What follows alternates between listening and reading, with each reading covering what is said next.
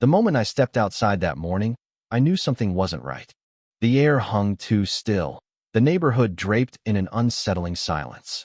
But nothing could have braced me for what I found in my driveway. My car, my pristine, legally parked car, looked like it had been through a war zone. The windshield was shattered, glass fragments sparkling in the sunlight like jagged little daggers. A hefty rock, the obvious culprit, sat smugly on the hood. And the kicker? The security camera I'd installed just a month ago had captured every second of what I'd soon call Lisa's meltdown. This wasn't just about a busted windshield. It was the boiling point of months of petty, passive-aggressive battles, all masterminded by the self-proclaimed ruler of the Homeowners Association, Lisa Harper. She'd made it her life's work to micromanage every inch of this neighborhood, from how often I watered my grass to the unacceptable shade of green I'd painted my front door. But this was unhinged. I stood there, anger bubbling just beneath the surface, when my neighbor Tom, an older guy who loved his cigars and a good neighborhood scandal, wandered over. He eyed my car, then me, then the wreckage of the windshield, and let out a slow whistle. "Well, damn," he said. "Guess she finally lost it." I let out a sharp breath, dragging a hand across my face. "She's been teetering on the edge for months, but this is vandalism. This is illegal." Tom nodded, pulling out his phone. "You calling the cops, or should I?" See, Lisa thrived on control. She loved slapping fines on people, leaving snarky notes, and swinging her clipboard like a scepter. But I'd learned something in my months of dealing with her. She never expected pushback. She banked on intimidation, counting on everyone being too worn out to fight her petty tyranny. She'd misjudged me, though big time. 20 minutes later, a patrol car rolled up, and a tired-looking officer stepped out. Officer Bennett had probably seen a million petty neighborhood spats, but when I showed him the footage, his posture stiffened. His eyebrows climbed as he watched Lisa, in a full-on rage, hurl that rock with the accuracy of a pro pitcher. "Well, that's a first," he muttered, replaying it.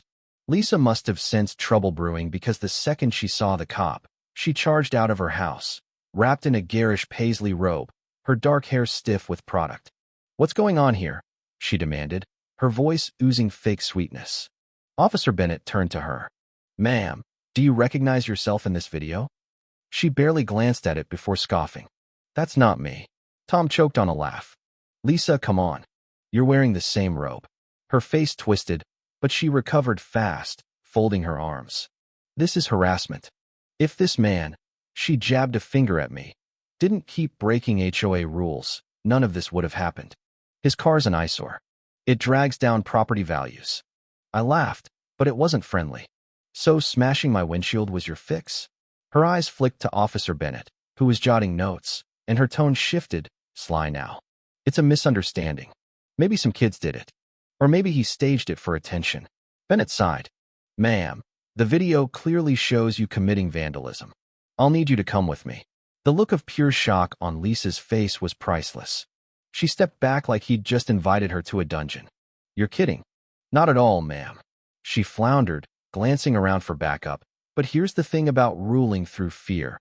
When people get a shot at watching you crash, they grab popcorn." She started, but whatever lie she was cooking up fizzled out as Bennett pulled out handcuffs. That's when the theatrics kicked in. Lisa clutched her chest like she was about to collapse, her voice trembling. "This is an abuse of power. I have rights. I need my lawyer." "Sure," Bennett said, unfazed. "You can call him from the station." And just like that, Lisa Harper was marched to the patrol car, sputtering the whole way. I watched her go, exhaling in relief, but I knew this wasn't the end. She didn't lose quietly. The next day, I got proof she wasn't done fighting. A letter slid into my mailbox, an official-looking HOA violation notice claiming my mailbox didn't meet neighborhood aesthetic standards. I snorted. My mailbox hadn't changed since I moved in. She was flailing, furious, and plotting. Tom ambled over with coffee, reading the notice. "You know what this means, right?" I smirked. "That I'm about to make her regret this?" He grinned. "Exactly." By morning, the neighborhood was alive with gossip. I wasn't even out of bed before my phone lit up with texts from neighbors who'd either seen Lisa's arrest or heard about it through the rumor mill. Someone had posted a shaky video of her being loaded into the patrol car, and it was already tearing through the HOA Facebook group. Comments ranged from snarky to jubilant. When I stepped out to grab my mail, Tom was on his porch, sipping coffee like he was watching a blockbuster. "She posted bail," he said as I approached. I wasn't shocked. Lisa had cash, or at least enough to flash when it suited her. What did surprise me was her silence. No doorstep tantrum, no threats of lawsuits. That meant she was scheming. Sure enough, another HOA notice arrived, this time about my unauthorized front door color. I read it twice, staring at my perfectly tamed forest green door. Tom peeked over and chuckled. "She's desperate now." "I hope so," I muttered, but I had a hunch she wasn't finished. A few hours later, I found out how far she'd go. I was mid-coffee when a loud knock shook my door. I half expected Lisa, but instead, a guy in a crisp suit handed me a stack of legal papers. "You've been served," he said, monotone, then walked off. I skimmed the pages, cutting through the jargon.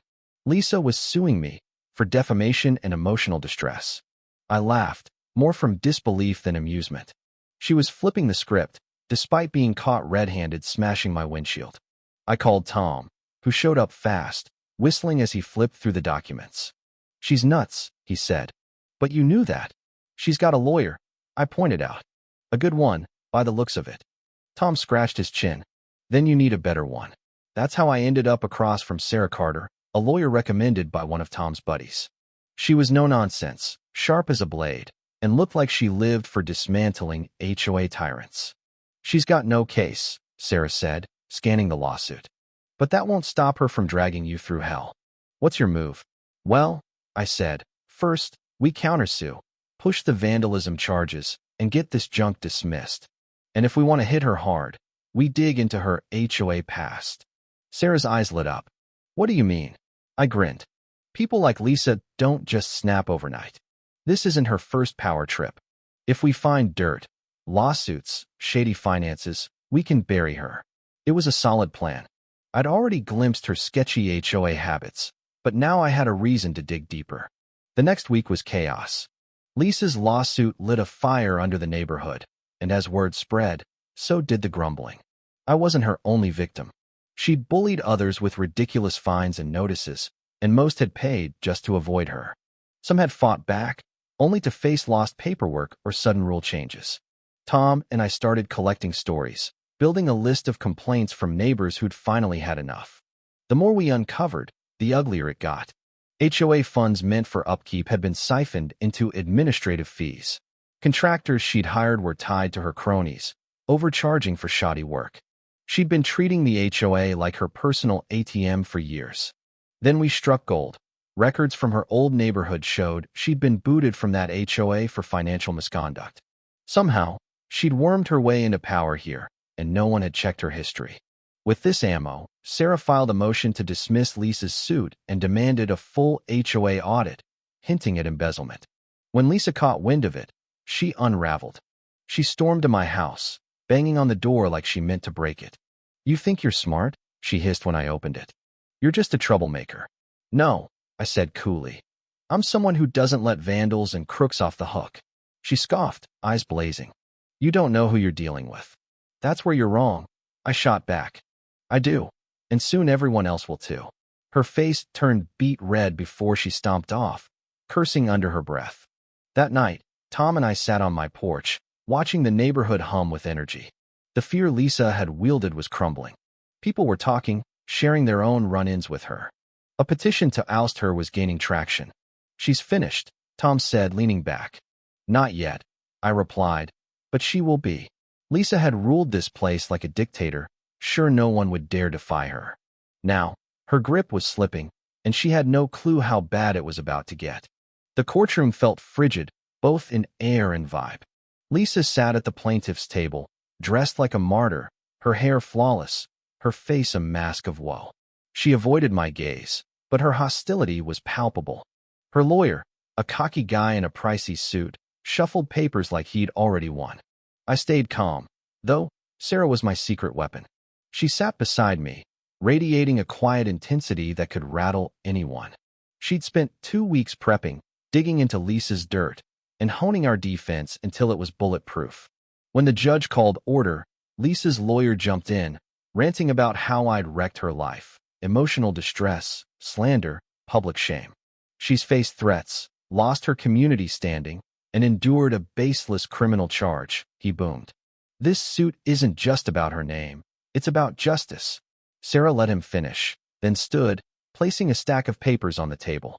With respect, she said smoothly, if my client's guilty of anything, it's being the first to stand up to years of harassment, corruption, and power abuse.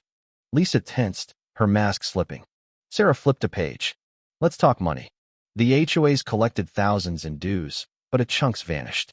Here's proof of payments to Lisa's pals for maintenance that never happened or was wildly overpriced. Lisa's lawyer tried to interrupt, but Sarah pressed on. We've got past lawsuits showing she was kicked out of her last HOA for the same stunts. And then there's the vandalism, caught on tape. The judge leaned in. Is this accurate? Her lawyer scrambled. Your Honor, this is irrelevant. She's suing for defamation, not these side issues. Sarah smiled. No, Your Honor, this lawsuit is a dodge to avoid accountability. My client didn't lie. He exposed the truth, and now it's inconvenient for MS. Harper. Lisa cracked. This is a witch hunt, she shouted, nearly toppling her chair. I enforce rules. This neighborhood has standards. The judge raised an eyebrow. By smashing his car? Lisa faltered, speechless for once. The next hour crushed her. Sarah shredded every argument. When her lawyer hinted the video was fake, Sarah produced a forensic report proving it wasn't. When he claimed Lisa's outburst was a one-off, Sarah rolled out neighbor testimonies of her years-long reign of terror. By the time the financial records resurfaced, Lisa looked defeated. The judge's ruling was swift. No evidence supports the plaintiff's claims of defamation or distress, he said. Given the evidence, I'm ordering an HOA audit and referring the vandalism to the DA. Lisa looked gut-punched. Her lawyer muttered and packed up fast. Sarah turned to me with a triumphant smirk. That went well. Outside, neighbors buzzed. Words spread like wildfire, and Lisa's fall was the talk of the year. The HOA board met that night and booted her as president on the spot, pinning the audit. Days later, a for sale sign popped up in her yard. I wasn't sure if she was fleeing or forced out, but either way, peace settled in. The next time I saw her, she was loading her car, movements jerky with rage. Our eyes met briefly, hers burned with resentment. She'd lost, and she knew it. Without a word, she drove off, leaving behind a mess no one would mourn. As I headed inside, I grinned. Justice was done, and my windshield? Good as new.